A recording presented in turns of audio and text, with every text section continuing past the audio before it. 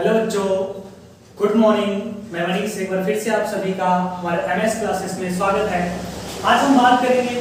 सबसे पहले मैं ये बताना चाहूंगा कि I am today very very happy. अब पूछोगे क्यों सर? क्योंकि आज एक महीने में आज सभी लोगों ने इतना प्यार दिया कि आज हमारे जो है सब्सक्राइबर्स कितने हो गए? 100, यानी 100 पहुंच गए, यानी 100 क्रॉस कर चुके हैं। तो मुझे उम्मीद है कि आप लोग भी इसी तरीके से आगे भी आप हमारा क्या है सपोर्ट करते रहेंगे, और मैं आप लोगों के साथ ऐसे ही मजेदार यानी एकदम जो कॉमेडियन और ट्रांसलेशन की जो नए नए पॉइंट्स हैं मैं उनको लेकर के आपके सामने आता रहूंगा। तो बच्चों, हम बात करेंगे कि आपसे थोड़ा सा आज चीजों के बारे में कि क्या चीजें हम कैसे याद करें। जैसे बहुत सारे बच्चे होते, सर मुझसे याद नहीं हो रहा है। भाई क्यों नहीं याद हो रहा है? बताओ क्यों नहीं याद हो रहा है? तो आज हम बात करेंगे कि याद क्यों नहीं हो रहा है। थोड़ी सी चीजों को देखो। सबसे पहले हम किसी चीज को देखते हैं, पहला क्या काम होता है हमारा? देखना। किसी चीज को सी करना, सी मतलब देखना होता है। फिर उसके बाद हमें क्या होता है? उस चीज को रीड करना होता है। रीड मतलब पढ़ना। हम किसी चीज को पहले देखते हैं, फिर उसके बाद पढ़ते हैं, फिर क्या करते हैं? अंडरस्टैंड। फिर क्या करते हैं वो? अंडरस्टैंड मतलब अंडरस्टैंड मतलब फिर क्या करते हैं? हम चीजों को समझते हैं ना। अब समझने के बाद हम उसे याद करने की कोशिश करते हैं। कहते हैं कि सर मुझे याद नहीं होता। भाई क्यों नहीं याद होता? आइए देखते हैं क्यों नहीं होता। न याद करने का रीजन है, न याद होने का रीजन है, हम क्या करते हैं? चीजों को ना अच्छे से देख नहीं पाते। अब जैसे मैं बात करूं कि आप लोग मूवी देखते हो, अब मूवी एक बार कोई भी देख लो तो उसकी पूरी हिस्ट्री, उसकी पूरी जियोग्राफी माइंड में सेट हो जाती। क्यों? क्योंकि उसमें फिगर दर्शा के चीजों को बताया गया, यानी चित्र के अनुसार। अगर मूवी मान लो अच्छी हो, आवाज अच्छा हो, फिगर ना हो, तो क्या मूवी देखोगे? नहीं ना। अब मतलब आवाज अच्छी हो, उसमें कोई चित्र ना हो, तो आप मूवी देखोगे? नहीं ना। तो वैसे ही चीजों को आपको याद करने के लिए उसको ना एक टेढ़ा मेढ़ा फिगर दे दो, कोई भी। जैसे मैं बात करती हूं, एक मीनिंग है एसेसिनेशन एक मीनिंग है। एसेसिनेशन मतलब होता है हत्या, ये एक मीनिंग है। एसेसिनेशन एक मीनिंग है, बहुत छोटी सी मैंने बनाया है, मतलब मीनिंग मैंने नहीं बनाया, ये शेक्सपियर जी ने बनाया है, लेकिन मैं इसका एक छोटा सा चित्र बनाया। चित्र मतलब जिससे कि मीनिंग को देख करके आपके माइंड में फटाक से याद हो जाएगा। अच्छा, एसेसिनेशन यानी हत्या करना का होता है, एसेसिनेशन यानी एसेसिनेशन। अब इसको याद करने का देखो तरीका, बाबू कैसे याद करेंगे? देखो ASS आई और फिर नेशन, तीन चीज है। अब हम इसको बात करें कि बाबू याद करो, तो छोटे बच्चे जो है सर ASS करते रह जाएंगे, याद नहीं आएगा। अगर आपको स्पेलिंग पता है, ASS माने क्या होता है?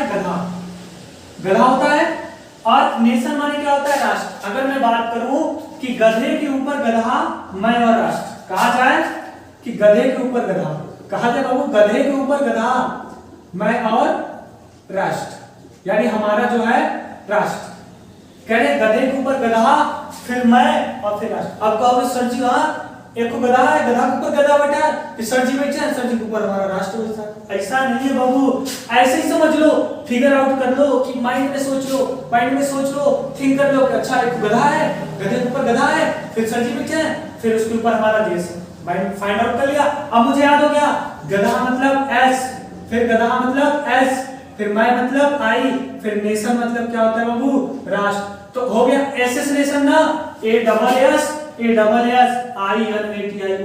एसेसिनेशन माने क्या होता है? गधा। तो ऐसे ही बाबू जब याद करोगे मीनिंग ना, तब ना याद होगी।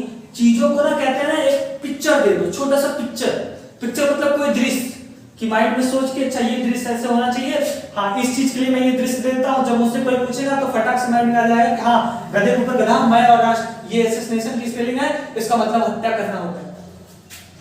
हाँ सर याद हो गया। बच्चों को फटाफट याद हो गया ना। ऐसे ही बाबू मैं यही कहने की कोशिश कर रहा हूँ कि ऐसे ही चीजों को ना समझ में आए ना, तो रियलाइज करने के लिए ना उनको एक फिगर दे दिया करो, फिगर। तो क्या हो जाएगा? मजा आ जाएगा। तो बताओ मजा आ रहा है ना हमारे क्लास में? समझ में चीजों के आ रहे हैं? अंडरस्टैंड हो रहे हैं नहीं? चीजों को समझ में आ रहा है नहीं? Are you enjoying in my class? भाई तो मेरे क्लास में मजे ले, आनंद आ रहा है कि नहीं आ रहा है? आ रहा है। गुड, लगे रहो। गुड, आज आगे देखते हैं। अगला है बाबू अब हम टॉपिक पढ़ रहे थे टेंस। टेंस पढ़ रहे थे, टेंस मतलब क्या होता है? काल।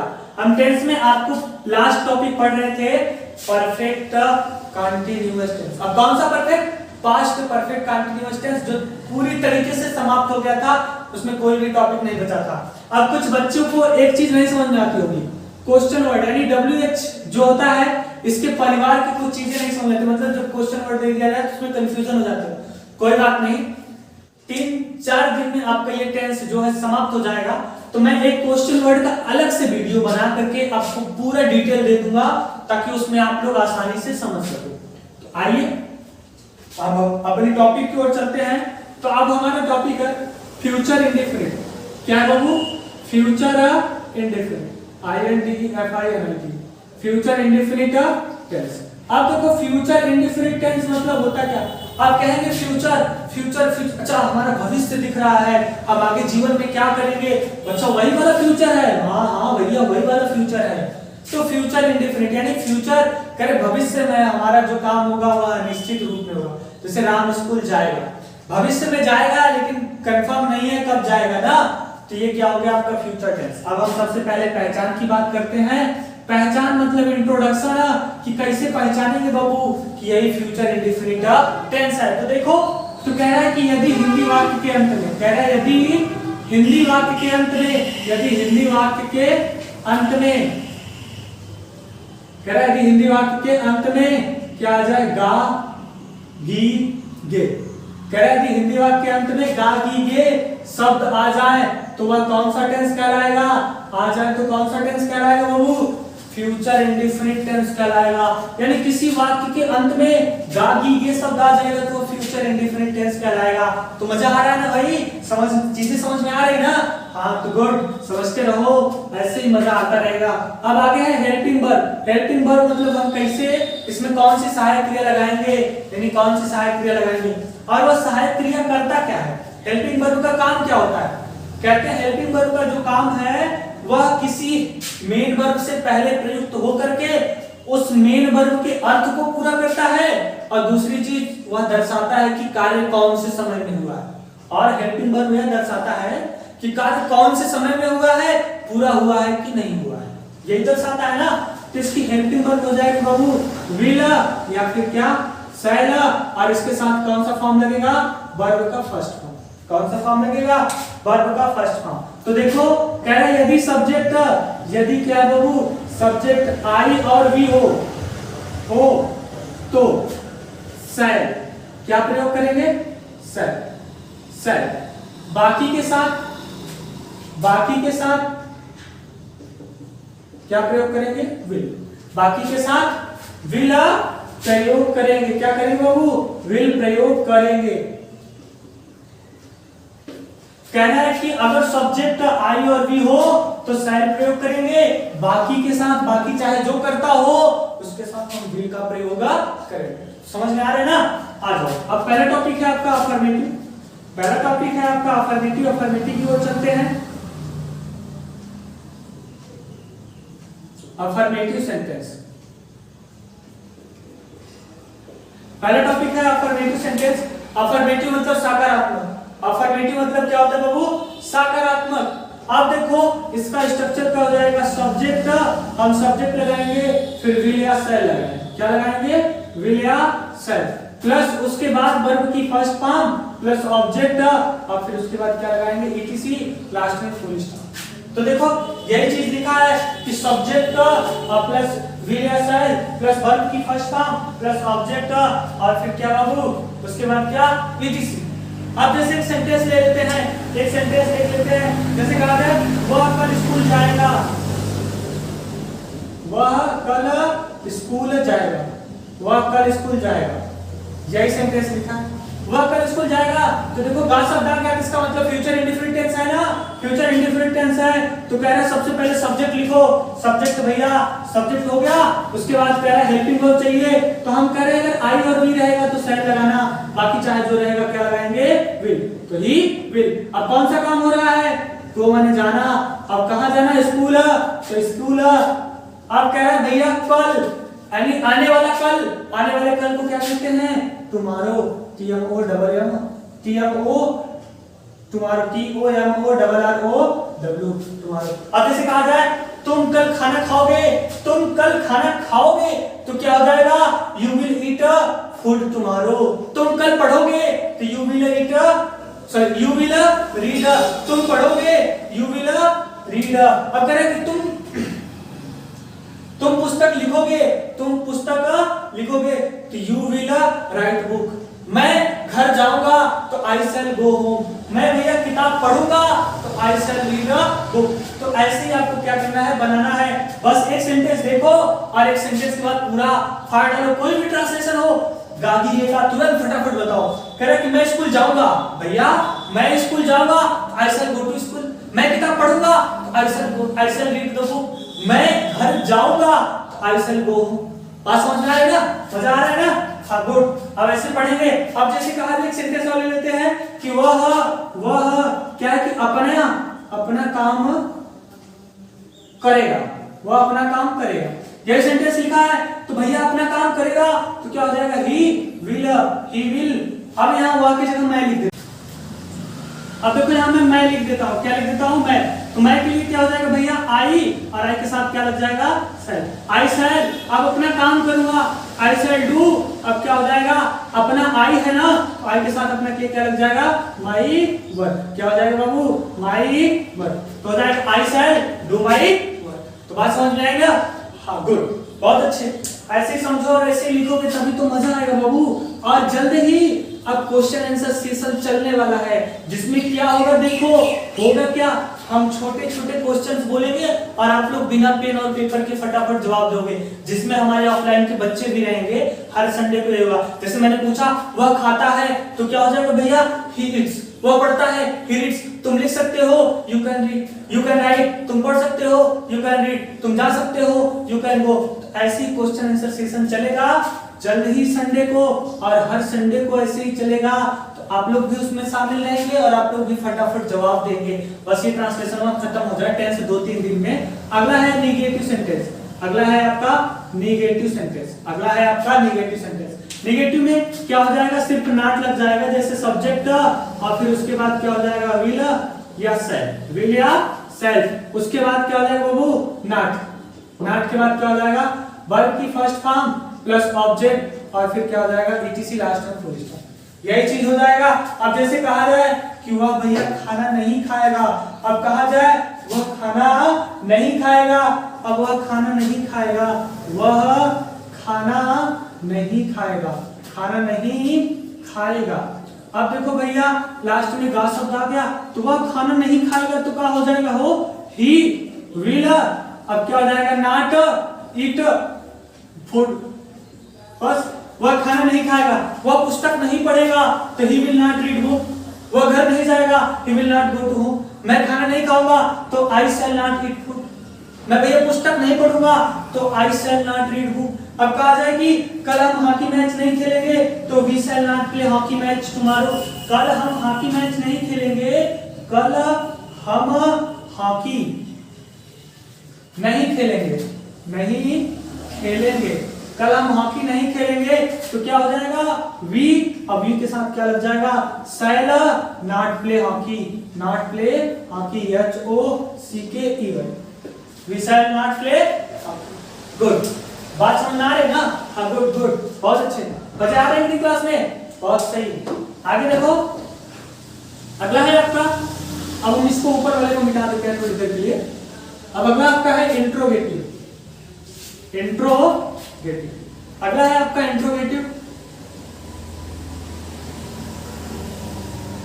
Interrogative sentence. अब देखो इंट्रोगेटिव सेंटेंस कितने प्रकार का होता है। अब हम हर बार यही बताते हैं बाबू कि इंट्रोगेटिव 2 टाइप्स का होता है। कितने टाइप्स का? टाइप 1 कह रहे हैं कि टाइप 1। अब टाइप 1 क्या होता है? जब हिंदी का वाक्य किससे शुरू होगा? क्या से। जब हिंदी का वाक्य क्या से शुरू होगा उसे क्या कहते हैं बाबू? टाइप 1 का वाक्य कहते हैं ना। क्या कहते हैं? टाइप 1। अब टाइप 1 का है तो क्या करते हैं, सबसे पहले सहायक क्रिया लिखते हैं। क्या लिखेंगे? विल या शैल। क्या लिखेंगे? विल या शैल। उसके बाद हम लिखेंगे सब्जेक्ट, फिर नॉट है तो ठीक है, नहीं तो वर्ब की फर्स्ट फॉर्म प्लस ऑब्जेक्ट, और फिर क्या etc लास्ट में क्वेश्चन मार्क लगाना नहीं भूलेंगे। Question mark is important. तो जैसे कहते हैं कि इंग्लिश में vocabulary is the most weapon, यानी सबसे कहते हैं कि मोस्ट यानी सबसे important weapon, vocabulary is the important weapon in English language. यानी इंग्लिश लैंग्वेज में जब when we start spoken English, जब हम स्टार्ट करते हैं भैया इंग्लिश बोलना, तो सबसे पहले हमारे पास क्या होना चाहिए, आई हैव मोर विकाबुलरी, यानी हमारे पास क्या है, बहुत अधिक विकाबुलरी होना चाहिए। तो वैसे कह रहे हैं कि क्वेश्चन मार्क बहुत ही इंपॉर्टेंट है।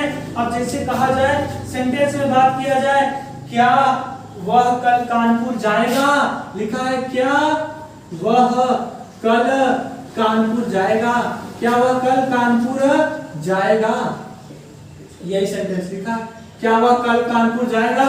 भैया क्या वह कल कानपुर जाएगा, अब यही सेंटेंस लिखा है, तो क्या हो जाएगा, विल, अब ही, विल ही।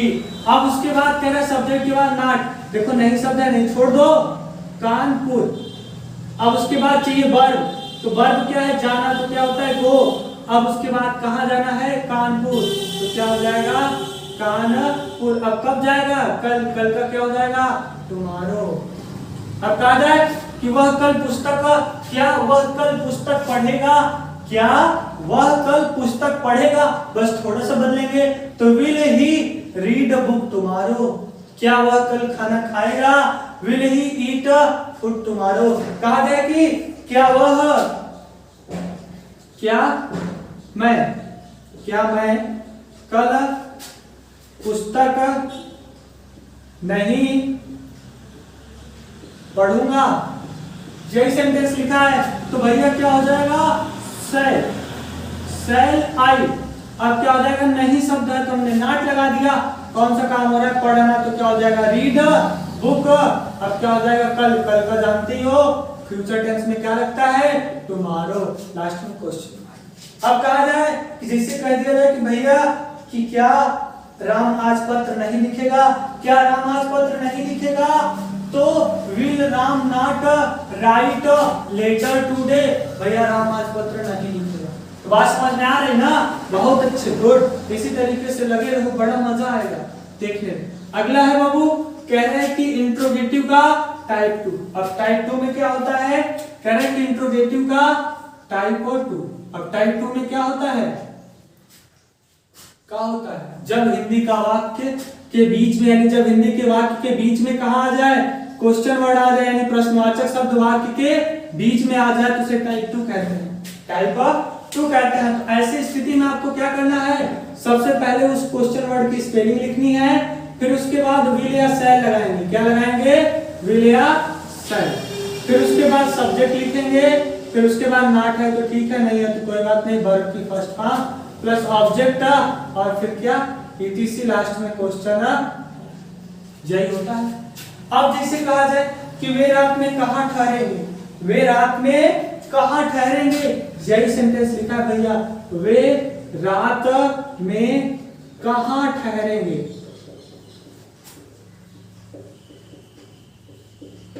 देखा, वे रात में कहाँ ठहरेंगे, क्वेश्चन वर्ड देखो बीच में आया है, तो क्या हो जाएगा, कहाँ का क्या होता है, वेयर। अब वे है तो वे के साथ क्या लग जाएगा, विल, दे। अब नॉट शब्द नहीं है, ठहरना क्या में होता है, स्टे।